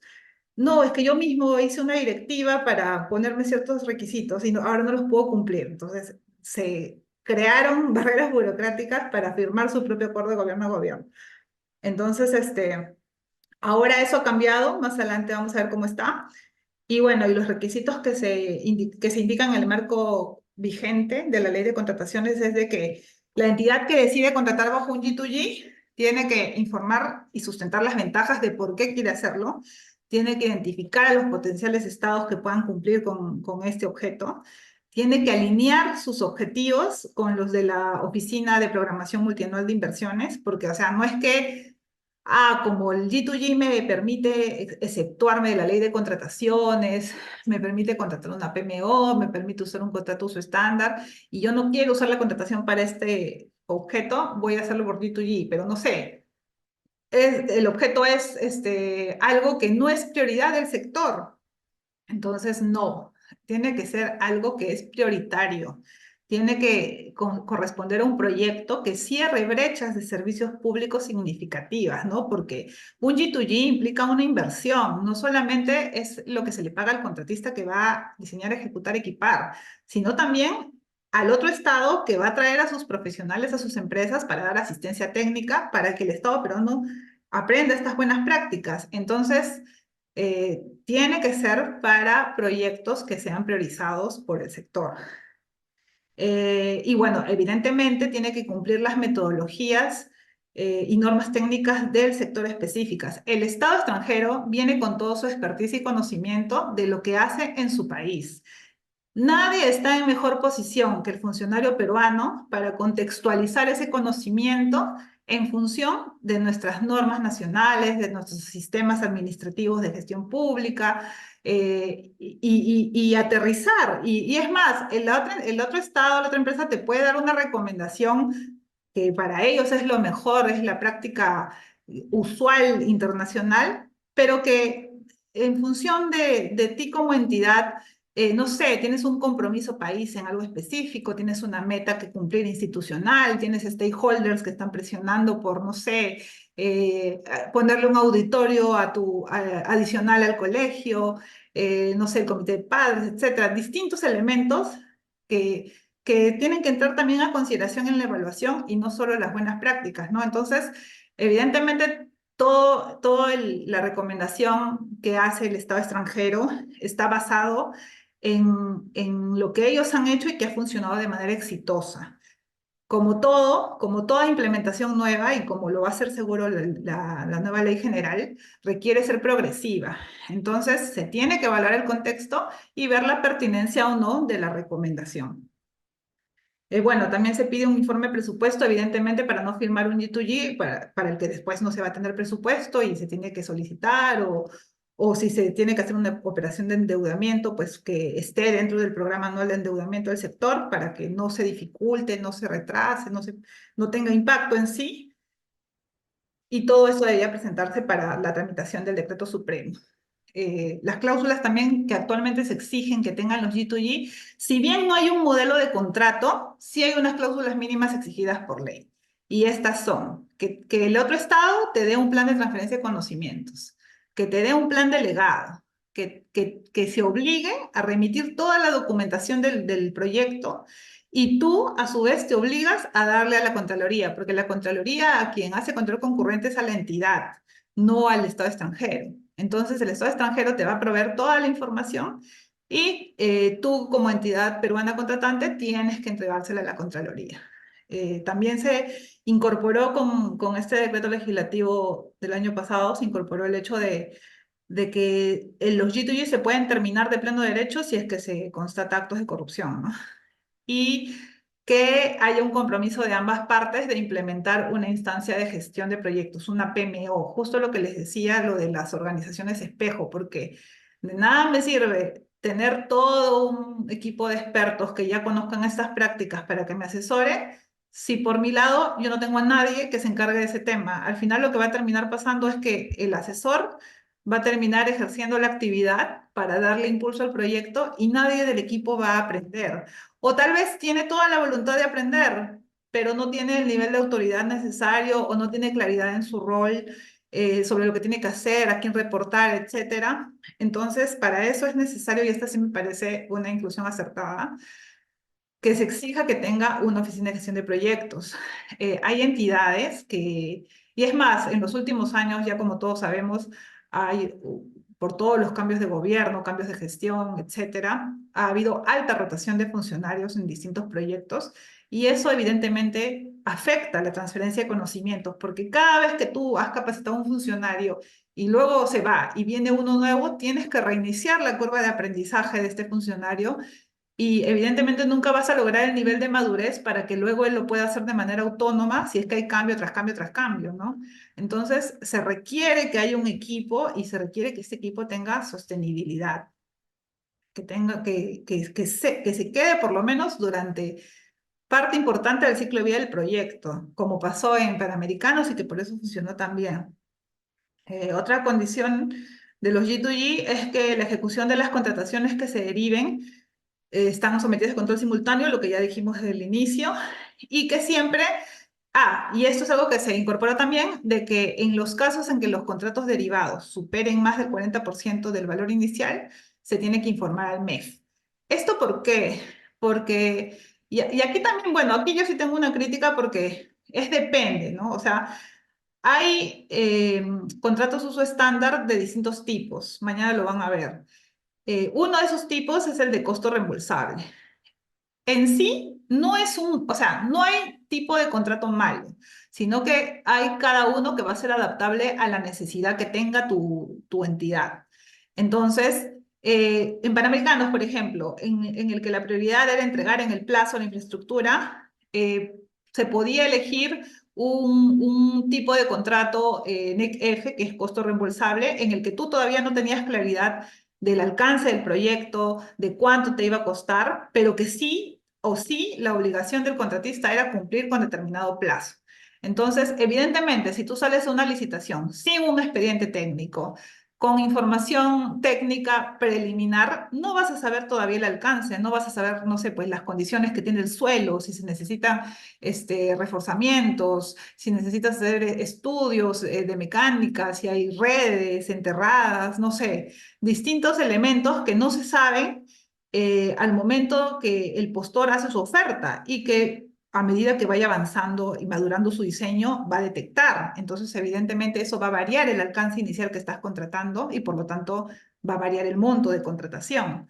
Entonces, muchas veces los perfiles se aprueban, se declaran viables de un proyecto con información súper preliminar o hechas por un gobierno local que las hace incluso con inspecciones oculares, sin ningún tipo de estudio a profundidad, ni ningún estudio de ingeniería.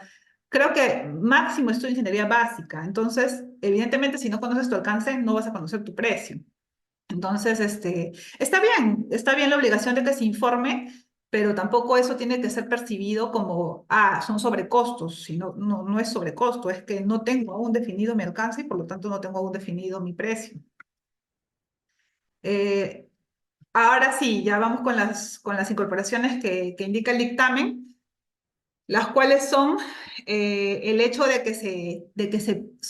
bueno, esto ya estaba, ¿no? De que es un supuesto excluido de la ley de contrataciones, pero la incorporación es que ahora igual le aplican los principios rectores, igual, pese a que está fuera del ámbito de aplicación, los principios rectores que están en la nueva ley general le aplican. Y eso en realidad no es contradictorio porque los principios que se están incorporando al dictamen son precisamente principios recogidos del derecho internacional, de las buenas prácticas, ¿no? Principio del valor por dinero, del que han hablado ayer.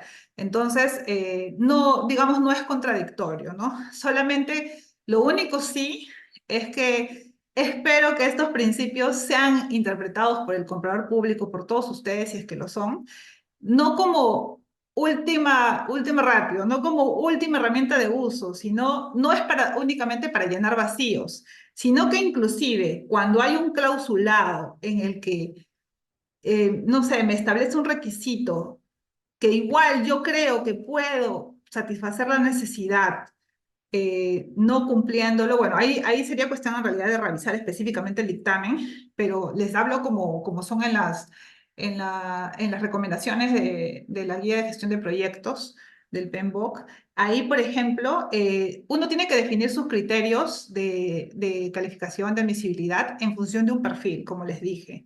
Entonces, tengo que evitar exigencias innecesarias que tampoco contribuyen al perfil. Si con lo que me acredita el postor puede dar luces de que cumple con el perfil esperado para para ejecutar el servicio, para ejecutar la obra, etcétera, entonces tengo que ver por la eficiencia y la eficacia de mi proceso, ¿no? Por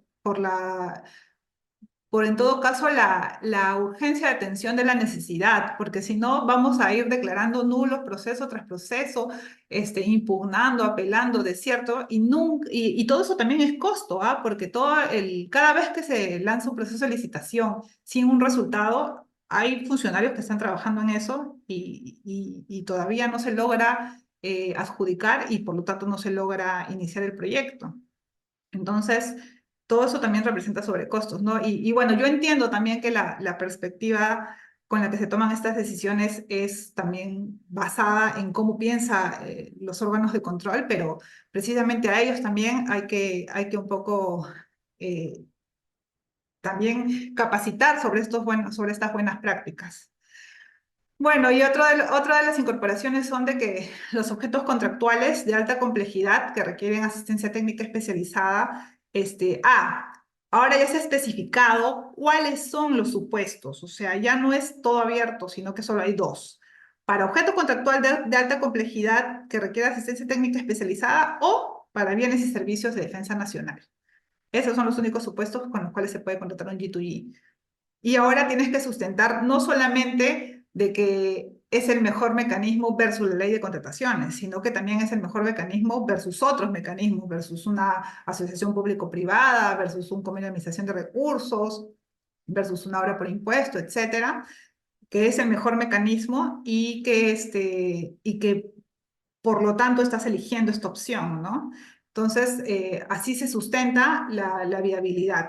También se tiene que indicar un cronograma preliminar, un sustento de la complejidad del objeto y de la necesidad de la asistencia técnica del otro estado. Otro tema que incorpora el dictamen es que deben haber requisitos dentro de los cuales se encuentra el informe que identifica los potenciales gobiernos, lo cual ya estaba, pero ahora te dice de que por lo menos tienes que evaluar estos criterios, que los niveles de transparencia de estos gobiernos, la solvencia técnica que tienen estos gobiernos en el objeto por contratar y la experiencia que tienen estos gobiernos en mecanismos de cooperación similares. Entonces, eso también se ha incorporado. También se sigue teniendo que pedir opinión favorable de la DGPP sobre la capacitación, sobre la capacidad presupuestal. Y para el caso de objetos de alta complejidad, se ha establecido montos mínimos, ¿no? Por ejemplo, para lo que es un proyecto, tiene que ser mínimo 206 millones de inversión. Para un programa, es decir, un conjunto de proyectos integrados entre sí, mínimo 3.000 millones. Ese es el monto mínimo para convocarlo bajo esta modalidad. Igual en el caso de alta complejidad, se pide de que la unidad formuladora, en la fase de formulación del proyecto, ya determine el sistema de entrega. Aquí no estoy tan de acuerdo porque precisamente el otro estado te va a proporcionar bajo su análisis cuál cree que es el sistema de entrega apropiado, ¿no? Justamente esto es algo que se define en la estrategia de procura. Entonces, puede ser un requisito que esté establecido, pero creo que no deberían haber limitaciones a que luego se cambie si es que el otro estado te recomienda una alternativa mejor que tal vez desconoces, ¿no? Que precisamente para eso viene el otro estado con sus buenas prácticas para hacer este tipo de análisis.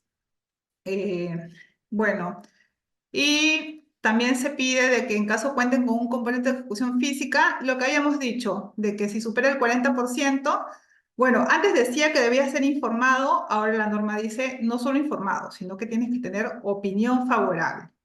Entonces, ok con informar, pero también la opinión favorable tiene que ser evaluada bajo las consideraciones que hemos mencionado, ¿no? De que si el alcance no está definido, tampoco vas a tener mucha madurez o solidez del costo, ¿no? Va a ser todavía un costo por determinar. Y bueno, finalmente también otro requisito que se exige es de que sobre estos proyectos ejecutados bajo el mecanismo de contrato de Estado a Estado se informe trimestralmente a la Dirección General de Presupuesto Público del MEF. Bueno, eso es todo. Disculpen si me pasé con el tiempo, pero estoy aquí atenta para las consultas. Muchas gracias por su atención.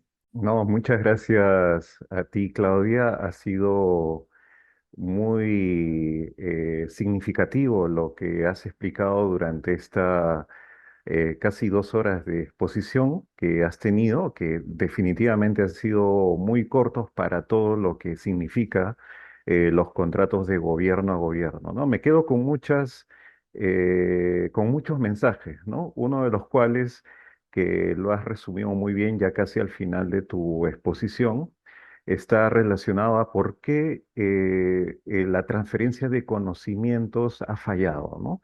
¿Por qué no hemos sido capaces de poder completar esta transferencia de conocimientos a pesar de que ya han habido algunas experiencias positivas en contratos de gobierno a gobierno.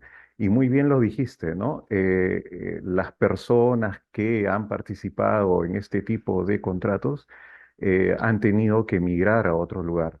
Han ido a trabajar al sector privado o el mismo Estado quizás no les ha dado los incentivos suficientes para mantenerse a trabajar en la entidad pública y continuar con su periodo de aprendizaje y puedan ir replicando, digamos, estas experiencias, ¿no?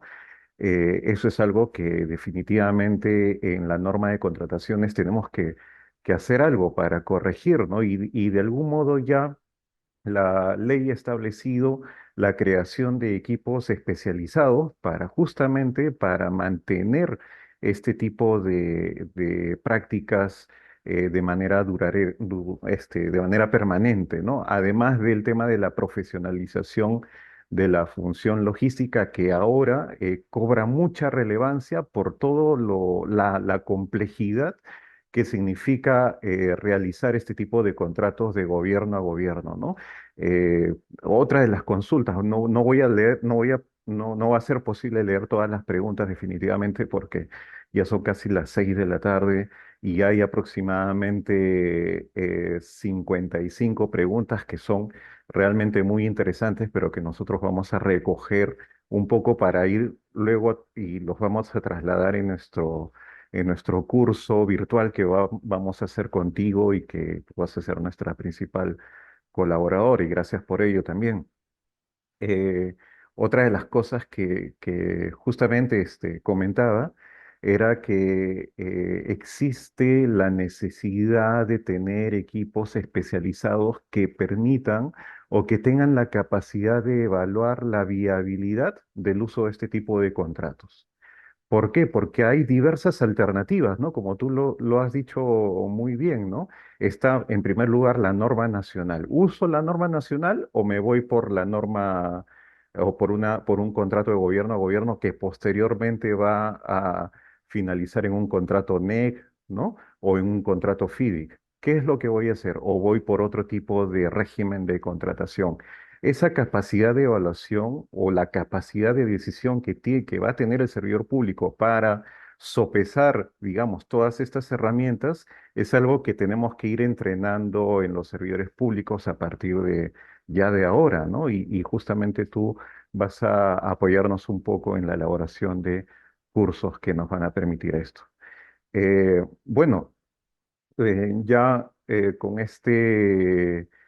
esta breve explicación que he formulado, digamos, a modo de resumen de todo lo que has dicho, invito a todos nuestros participantes a que si, eh, digamos, se les ha pasado algún concepto dentro de esta sesión, puedan ingresar nuevamente a la plataforma virtual del OCE, más o menos a partir de las 6:30 de la noche, hora en que ya se va a terminar de procesar toda la grabación de este evento y se va a colgar la grabación en el aula virtual para que ustedes puedan leer y puedan escuchar y ver la grabación de esta conferencia que ha estado muy, muy interesante.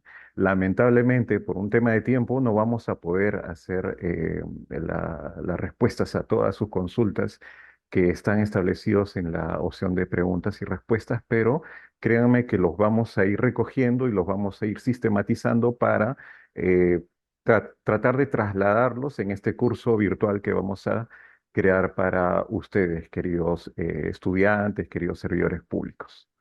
Mañana, mañana tenemos otra sesión muy importante también que es el enfoque de gestión de riesgos que se ha establecido en esta autógrafa de la General de Contrataciones del Estado. Un concepto nuevo, ¿no? El enfoque o los enfoques de la ley. ¿Qué son los enfoques de la ley?